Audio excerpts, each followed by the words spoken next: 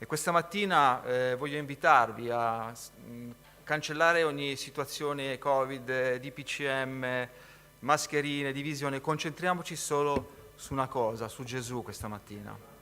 Chi sta a casa forse è un po' più difficile, anche chi sta a casa, concentriamoci solo su Gesù. E vi invito intanto a alzarvi in piedi, aprire le vostre Bibbie al capitolo 5 della lettera ai Galati. Leggeremo i versi 13 e 14. Galati 5, ai versi 13 e 14.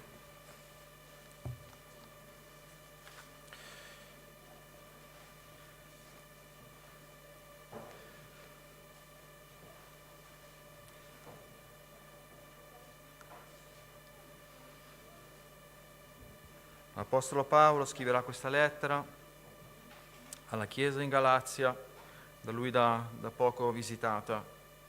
E dice così ai versi 13 e 14: perché, fratelli, voi siete stati chiamati a libertà, soltanto non fate della libertà un'occasione per vivere secondo la carne, ma per mezzo dell'amore servite gli uni gli altri, perché tutta la legge è adempiuta in quest'unica parola: ama il tuo prossimo come te stesso. Signore, grazie, come hai cominciato a riscaldare i nostri cuori questa mattina attraverso i cantici e le preghiere, Signore, e la tua parola, Padre. Vuoi tu guidare, Signore, ogni cosa. Guida il mio parlare, Padre, affinché possa essere di benedizione per ognuno di noi. Nel nome di Gesù.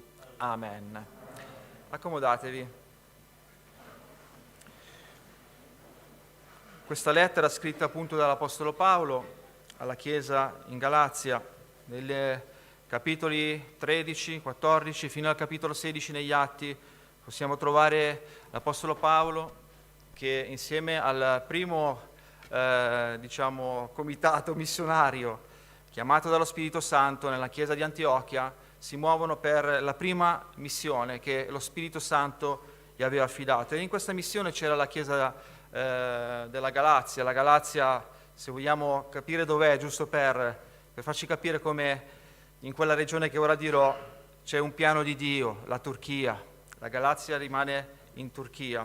E così avevano predicato Gesù, e come spesso accade, quando predichiamo il Signore, poi succede che qualcuno, il diavolo, soprattutto il nemico, non vuole che ci sia salvezza. E così i famosi giudaizzanti cercavano di opprimere la Chiesa, cercavano di togliere la gioia, cercavano di togliere la libertà. E questa mattina voglio parlarvi del primo punto della gioia nel Signore, la gioia della salvezza e la forza del cristianesimo biblico. Amen. Noi siamo gioiosi, siamo qua per la grazia del Signore. E tante volte forse ce ne dimentichiamo, magari anche in questi momenti, ma se il nostro nome è scritto nel libro della vita, questo per noi è grande gioia, fratelli e sorelle. E questa è una gioia che nessuno ci deve mai togliere. E questa è una gioia che anche se il nemico verrà contro di noi, ricordiamoci che Gesù ha salvato ognuno di noi. E se questa mattina, magari qualcuno che sta ascoltando da quel canale YouTube, ti voglio dire che Gesù può mettere gioia nel tuo cuore se lo accetterai questa mattina. Ma qual è la vera libertà? La vera libertà è appunto accettare Cristo Gesù, la vera libertà è adempiere al piano di Dio nella nostra vita. Questo è quello che ci rende davvero liberi. Forse possiamo anche essere in carcere, possiamo dire, ci sono molti che sono in carcere, ma sono gioiosi. Sapete quante volte ho testimoniato andando in carcere a Bollate che la cosa che mi stupiva quando qualcuno durante i culti si alzava e diceva: io sono felice di essere qui, e stiamo in carcere e siamo qui, e io dicevo: perché? Perché attraverso questa prova il Signore mi ha salvato. Amen. A volte passiamo delle prove che Dio permette affinché possiamo andare a Lui. E così, come ho detto, il primo punto è la gioia della salvezza e la nostra forza. E c'era un uomo, oggi farò un po' di esempi, direbbero i giovani, un po' vintage. Stiamo parlando di circa 1500 anni dopo la lettera ai Galati, e c'era un uomo nella Germania, 1515, il frate Martin Lutero, che nello studiare la lettera ai Romani, vi leggerò esattamente le sue parole, non riusciva a comprendere bene cosa dicevano quei versi che si trovano, li leggerò io. Al primo capitolo in Romani dice così, ai versi 16-17, che il nostro fratello Martino Lutero stava studiando, diceva: infatti non mi vergogno del Vangelo, perché esso è potenza di Dio per la salvezza di chiunque crede, del giudeo prima e poi del greco, poiché in esso la giustizia di Dio è rivelata da fede, come è scritto: il giusto per fede vivrà. E mentre studiava queste parole, dirà così: in quell'anno ero infiammato dal desiderio di capire bene una parola adoperata nella lettera ai Romani, al capitolo 1, dove è detto che la giustizia di Dio è rivelata nell'Evangelo. Questa parola, giustizia di Dio, io la odiavo, perché non amavo quel Dio giusto e vendicatore, anzi lo odiavo. Mi indignavo e mormoravo violentemente contro di lui dicendo: non basta forse che ci condanni alla morte eterna a causa del peccato dei nostri padri, che tu, oh Dio, ci faccia subire tutta la severità della tua legge? E poi continuerà, ma non voglio prendere altro tempo. Poi leggeremo la seconda parte della testimonianza di Martino Lutero. Ma a volte noi viviamo la legge di Dio come se fosse davvero una legge che ci condanna. A volte viviamo la legge di Dio come in modo religioso, non viviamo appieno la libertà della salvezza. E mi ricordo anche una predicazione del fratello Tommaso, ecco che dico esempi un po' vintage. Il fratello Tommaso, una predicazione, mi ricordo il titolo, diceva Divina scontentezza, poi ve l'andrete ad ascoltare magari. E mentre predicava il fratello diceva come a volte il cristiano è un po' piagnucolone, usiamo questo termine. Diceva: io sono misero, il Signore non ha cura di me. E continuava, e mentre continuava a dire queste parole, a un certo punto si fermò e cominciò a cantare: da quando Gesù mi salvò. Da quando Gesù mi salvò. Ovviamente non canto perché non mi voglio stordire. Sento pace e allegrezza nel cuore. Amen. Questo è il messaggio dell'Evangelo, la pace del Signore. Questo è il messaggio contenuto nella lettera sempre Paolo ai Filippesi. La gioia del Signore. La gioia del Signore non dipende da quello che stiamo vivendo. La gioia del Signore è una condizione che il Signore ci dà attraverso, abbiamo detto, la salvezza, fratelli. E questa mattina voglio ricordare, attraverso anche alcuni versi della lettera ai Galati, ricordare l'opera di Dio nella nostra vita. E questo era quello che voleva fare lo stesso Paolo ai Galati.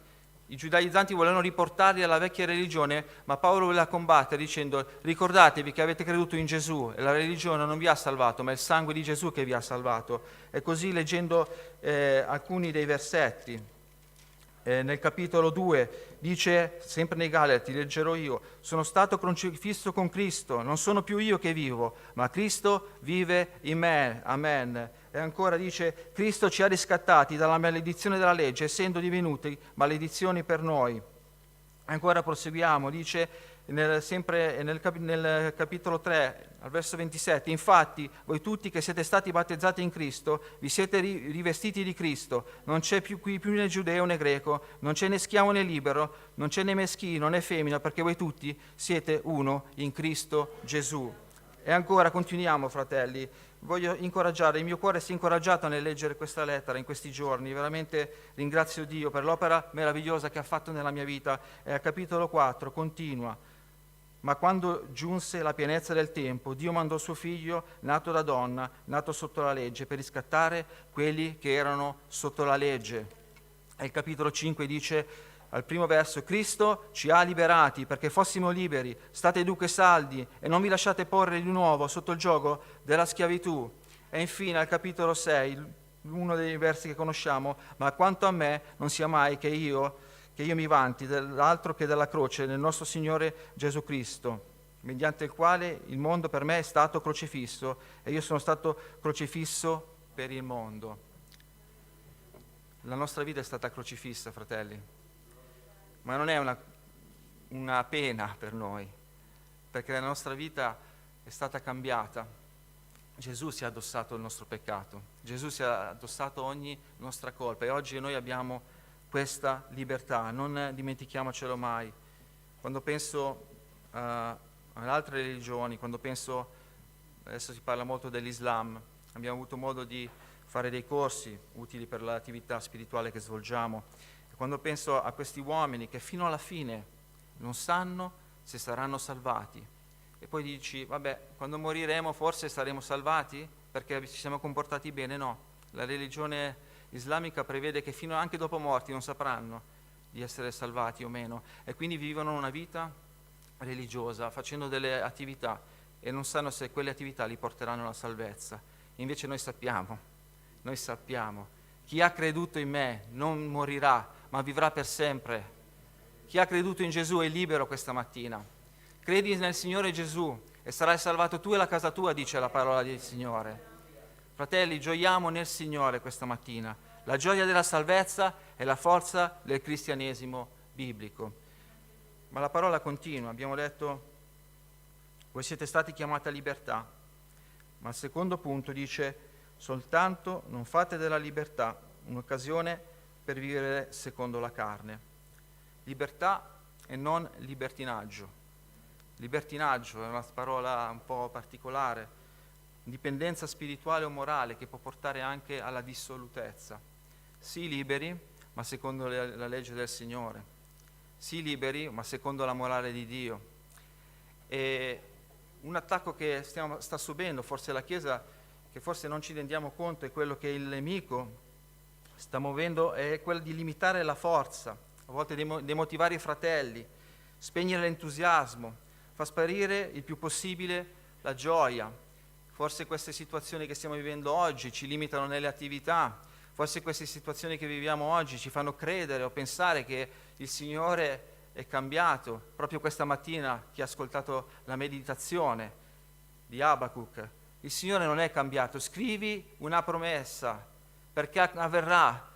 Il Signore non è cambiato, fratelli.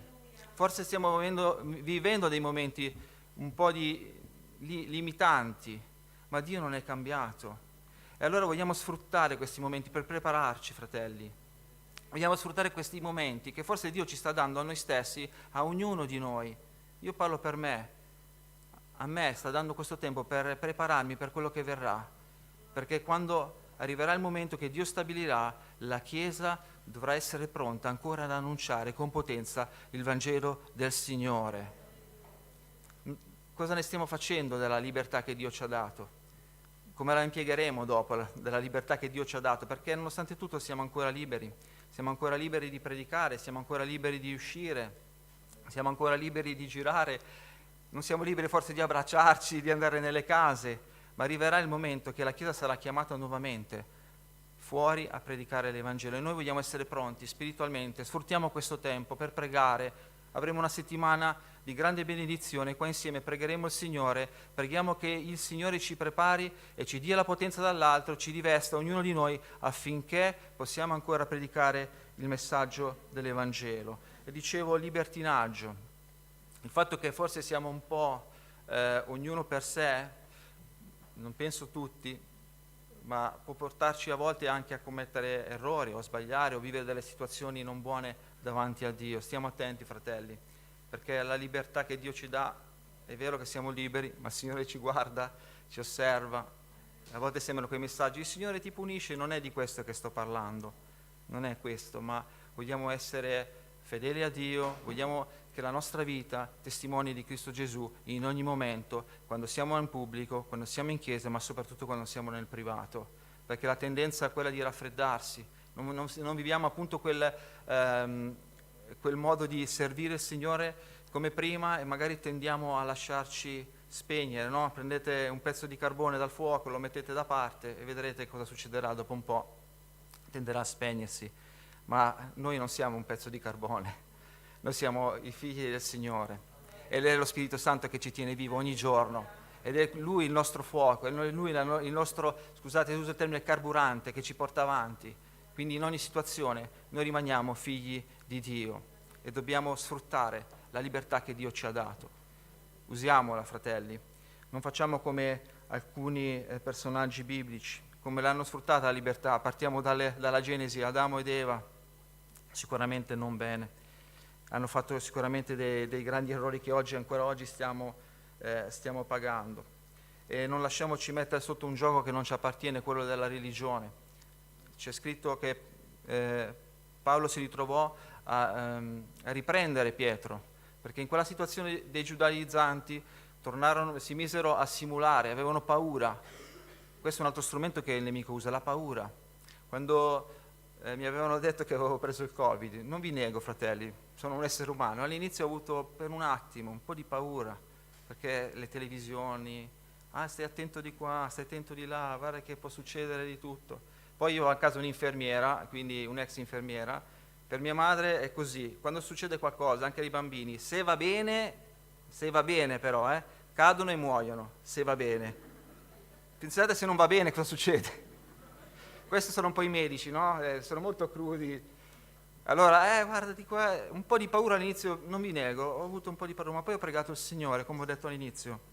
Il Signore ha messo pace nel mio cuore. Ma il nemico usa la paura per fare leva sulle nostre emozioni, per fare leva, dice guarda che per te è finita, ma non è finita, finisce solo quando il Signore lo dice. E anche se finisce saremo alla sua presenza e il nemico di fronte a ciò è sconfitto, fratelli e sorelle. E quindi sfruttiamo la libertà che Dio ci ha dato. Ma la parola continua, e la parte importante è questa. Dice, ma per mezzo dell'amore serviti gli uni gli altri, perché tutta la legge è adempiuta in questa unica parola.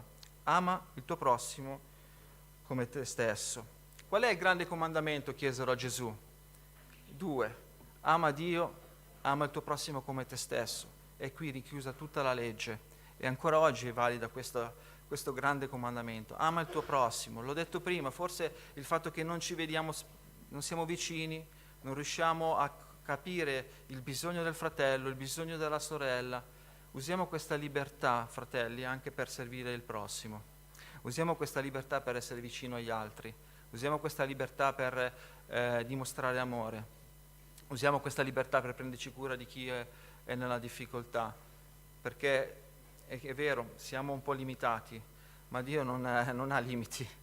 E anche nella preghiera possiamo servire il prossimo. Sfruttiamo questo momento anche per pregare per chi è nella difficoltà e per chi sta soffrendo, perché questo è l'esempio che ci ha dato Gesù.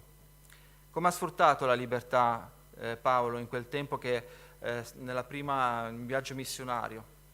Non si è risparmiato. Se andate a leggere quei capitoli vedrete come l'ha sfruttata. È andato, è stato minacciato, è stato lapidato, lo pensavano morto, invece il Signore non l'ha voluto, è andato ancora a predicare, l'hanno rinchiuso con Sila in carcere. Questa è la libertà che Dio gli ha dato e lui l'ha usata in questa maniera.